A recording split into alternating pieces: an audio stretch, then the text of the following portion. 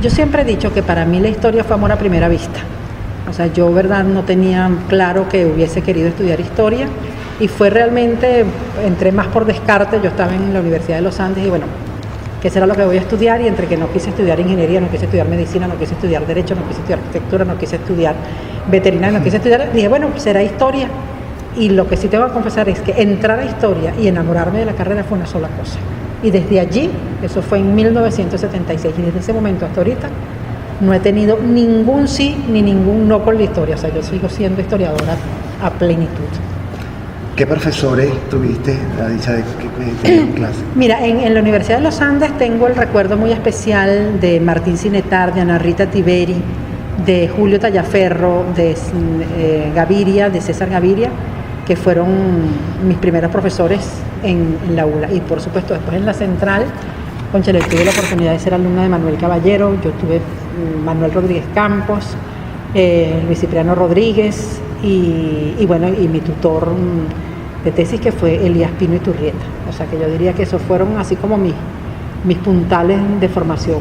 Creo que eso, Manuel Caballero como docente con quien trabajé en investigación y también Elías Pino, que fue mi primer tutor cuando hice la licenciatura. ¿De qué trató tu tesis? Imagínate, yo trabajé mi tesis de licenciatura sobre el año 1936, o sea, el periodo de transición de Gómez López Contreras, y hice un trabajo sobre el PRP, que era el Partido Republicano Progresista, que era como quien dice la cara legal del Partido Comunista de Venezuela. En ese periodo yo hice un estudio puntual sobre ese año en el cual el PRP tuvo vida política en Venezuela, a través de la prensa y las ideas y todo el discurso político de eso. ¿Qué es la historia? Mira, la historia es una forma de vivir. Yo creo que la historia es fundamentalmente una lectura sostenida sobre el pasado, sobre el presente y sobre el futuro desde una perspectiva crítica. Yo creo que no hay manera de trabajar historia plantado en el pasado ni plantado en el presente y desentendido del futuro. Y creo que la herramienta esencial de la historia es la crítica. O sea, si no hay crítica, no hay historia. ¿Qué es un proceso histórico? ¿Cómo se construye la historia?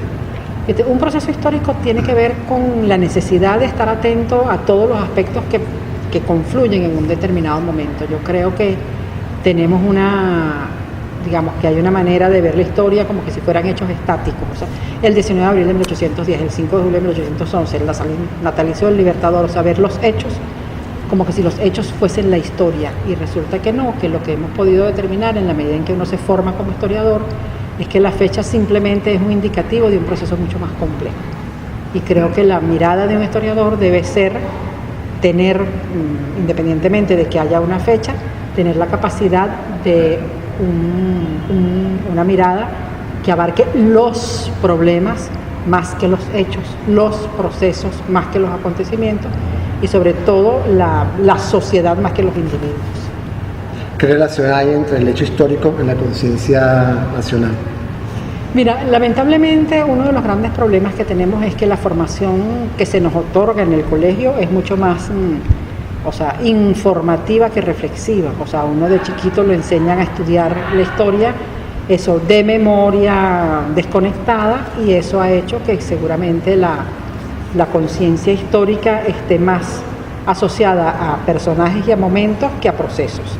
No obstante, sí creo que hay una preocupación sostenida por parte de la sociedad de atender su historia de una manera más compleja y también de ser muy guardiana de su memoria.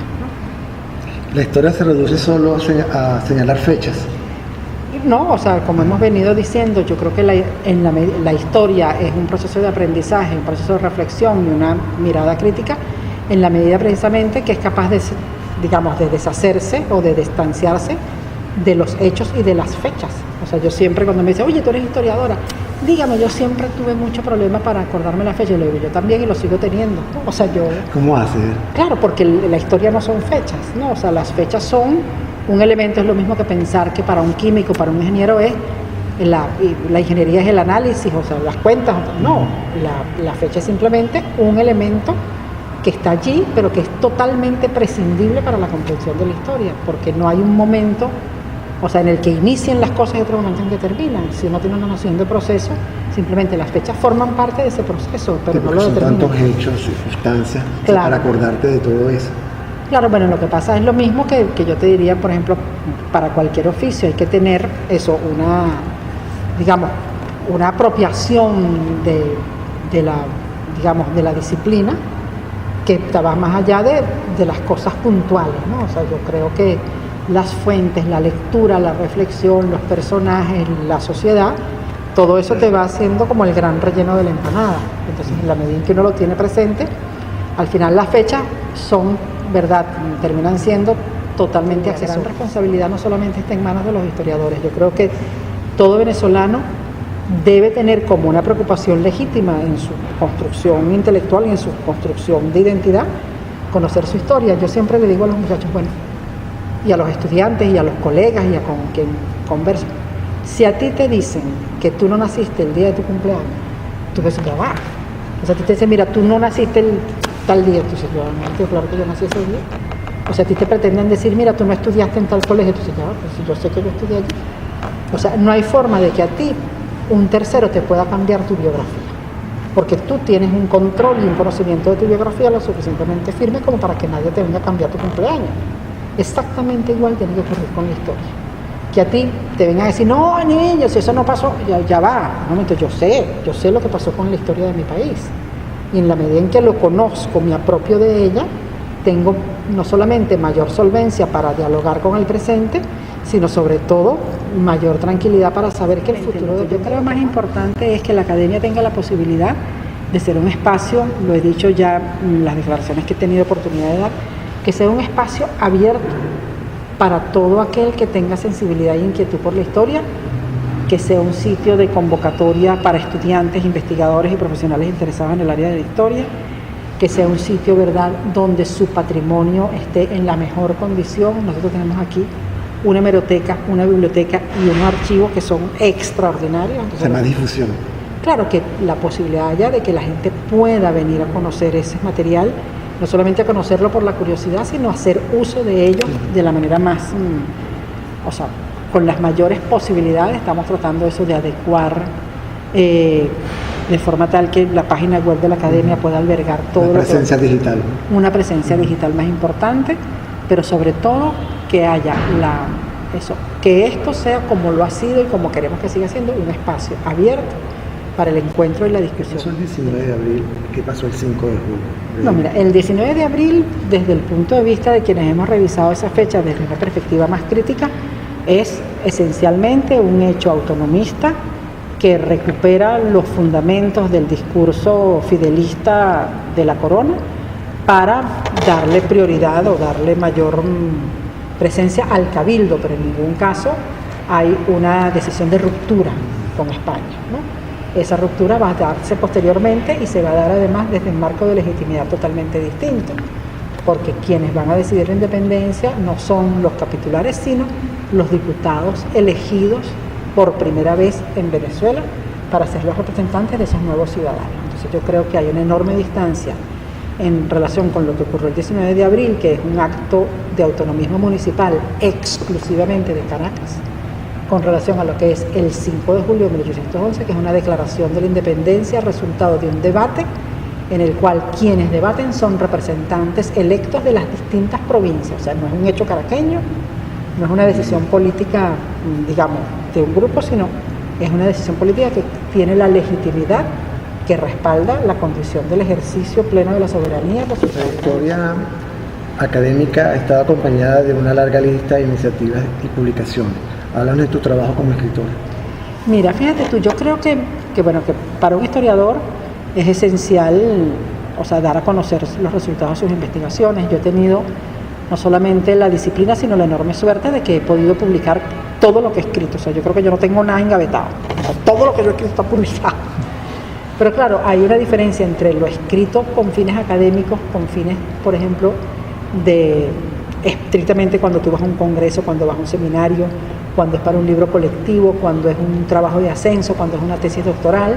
Eso tiene un código de escritura y un formato de presentación que está sujeto a los códigos académicos, ¿no? Eso, bueno, pero al mismo tiempo a mí me parece que los historiadores, y en el caso particular mío, tú de ese trabajo académico tienes que hacer un esfuerzo porque quien no sea historiador y quien no tenga necesariamente los mismos intereses que tú pueda acceder a esa reflexión que tú has hecho. Entonces, sin sacrificar en lo más mínimo el rigor de la investigación histórica, yo he procurado o he tenido el interés de que esos resultados de investigación puedan tener, digamos, una lectoría más allá de la lectoría profesional. Pues yo creo que hubo un corte o digamos un cambio en el patrón de refinamiento entre lo que yo hago o hice como historiadora profesional, académica, para mis trabajos de ascenso y tal, y por ejemplo La criolla principal o El fabricante de peinetas o El hijo de la panadera. Estos son algunos de los títulos. Claro que son otros libros que ha habido eso, insisto, sin sacrificar el rigor científico de la investigación, una posibilidad de escribir que esté más asociada al relato para que la gente se involucre y tenga una manera más, o sea, que pueda aproximarse, digamos, con mayor facilidad al resultado de una investigación. ¿Cómo es ese proceso creador, cuando te sientas a hacer eso es una maravilla. Menos para el público, yo creo para que el no, lector? o sea, yo creo que es fundamentalmente, insisto, sin sacrificar el rigor de la investigación, escribir un relato, porque yo creo que de alguna forma la historia, en la medida en que se fue encajonando en el espíritu de que las ciencias sociales y el análisis y la explicación fue perdiendo su calidad narrativa o su condición narrativa. Yo creo que la historia tiene un componente narrativo muy importante y eso es lo que creo que ha privado a la hora de tratar de comunicar ese resultado de investigación, que el componente narrativo no se sacrifique. De todos los personajes de la historia, ¿cuál te apasiona más? Mira, yo tengo una cantidad de pasiones por ahí intensas. O sea, a mi verdad, yo tuve la oportunidad de escribir una biografía de Antonio José de Sucre y yo sentí, o sea, para mí fue muy importante el contacto con toda la documentación y la información y lo que significó el drama personal de Sucre, ¿no? Y toda su trayectoria. Obviamente, en el caso de Miranda también, yo creo que a mí me atraen los personajes dramáticos. O sea, y la hermana de Bolívar. Claro, María Antonia Bolívar. Entonces, creo también que ha habido un interés muy especial en trabajar el tema de las mujeres, no porque yo sea mujer o no porque por un tema feminista, sino porque yo creo, verdad, que para entrar a la comprensión de la sociedad y de muchos aspectos de la vida cotidiana de los venezolanos, el mejor instrumento o la mejor herramienta es la vida femenina, porque la mujer te acerca a situaciones, a vivencias y experiencias que no son épicas, no son heroicas, no son políticas, sino que tienen que ver eso con las rutinas de la sociedad.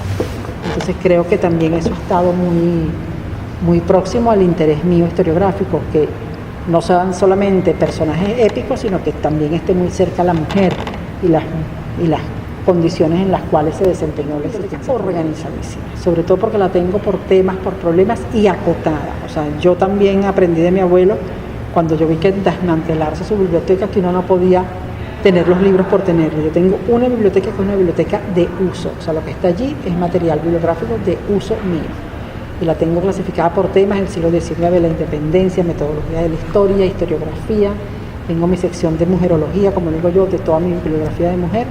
Pero yo tengo dos joyas que son, o sea, aparte de las colecciones y las cosas, o sea, yo tuve la dicha de que a mí me regalaron la edición original de Baral y Díaz, o sea, yo tengo mi edición Príncipe de Baral, la edición de 1841 publicada en Francia, para mí ese es un tesoro. Y tengo también la colección de leyes y decretos de Venezuela publicada en tiempos de Guzmán, que es una herencia de mi abuela.